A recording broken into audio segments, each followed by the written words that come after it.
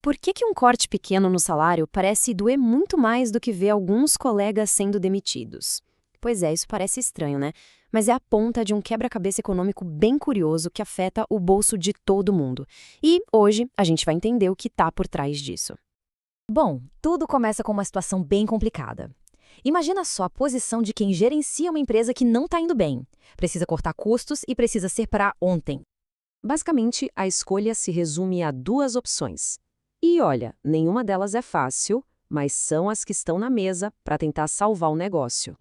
De um lado, a empresa pode dar um corte pequeno no salário de toda a equipe.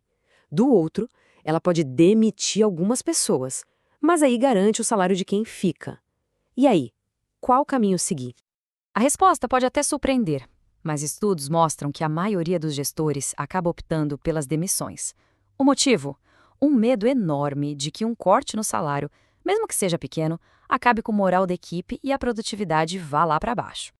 E aqui a gente chega no ponto central. Essa escolha não é só sobre números, não.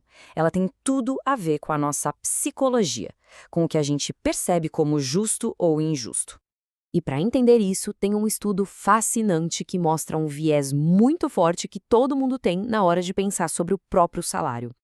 Olha que interessante esses dados. No segundo cenário, com um aumento de 5% e uma inflação de 12%, a pessoa, na verdade, está perdendo poder de compra, certo? O salário vale menos. Mesmo assim, a maioria achou o corte direto de 7% sem inflação muito mais injusto. É bem contraintuitivo. E essa citação explica tudo. A gente reage ao número que está ali escrito no contra-cheque, que é o salário nominal. A gente não para calcular o poder de compra real daquele dinheiro na hora de sentir se algo é justo ou não. Os economistas têm até um nome para isso: rigidez salarial nominal descendente. O nome é um pouco complicado, mas a ideia é simples. Quer dizer que os salários sobem fácil quando a economia vai bem, mas para baixar é uma luta. E o motivo principal é exatamente essa nossa percepção de justiça. Mas essa psicologia não se aplica só a salário, não. Vamos ver como isso acontece no mundo real, começando com a história de um banco de Chicago que aprendeu essa lição do jeito mais difícil. O objetivo do banco era bem simples: reduzir custos. Eles queriam que os clientes usassem mais os caixas eletrônicos, que são mais baratos, em vez dos atendentes humanos, que custam mais caro. E a estratégia que eles bolaram foi uma punição: cobrar uma taxa de $3 toda vez que um cliente precisasse falar com o atendente. O resultado foi um desastre. A reação do público foi péssima, gerou muita raiva, e os concorrentes, claro, aproveitaram para tirar uma casquinha, anunciando que o atendimento humano com eles era de graça.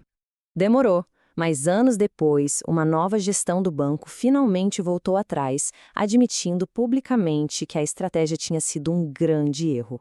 E aqui fica uma pergunta importante, né? E se o banco tivesse feito o contrário? Em vez de punir quem usava o caixa humano, por que não recompensar quem usava o caixa eletrônico? A percepção de justiça seria totalmente diferente.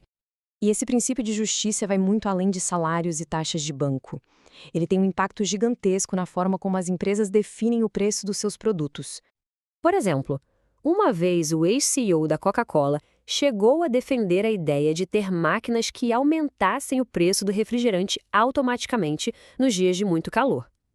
A lógica era: se as pessoas querem mais, elas pagam mais. A mídia caiu em cima na hora, comparando a ideia com os preços dinâmicos das companhias aéreas, uma prática que muita gente já acha super injusta. Agora, um caso ainda mais extremo aconteceu poucas horas depois da morte da cantora Whitney Houston. Dá uma olhada nesses números. Os preços dos álbuns digitais mais famosos dela simplesmente dispararam, com aumentos de mais de 60%. Uma tentativa clara de lucrar com o pico de interesse repentino. E claro, os fãs ficaram furiosos. Muita gente viu a atitude como algo predatório, ainda mais porque o custo para vender uma cópia digital a mais é praticamente zero. Então, a lição que fica de todos esses casos, seja no salário, na taxa do banco ou no preço de um produto, é bem clara. A percepção humana de justiça é poderosa.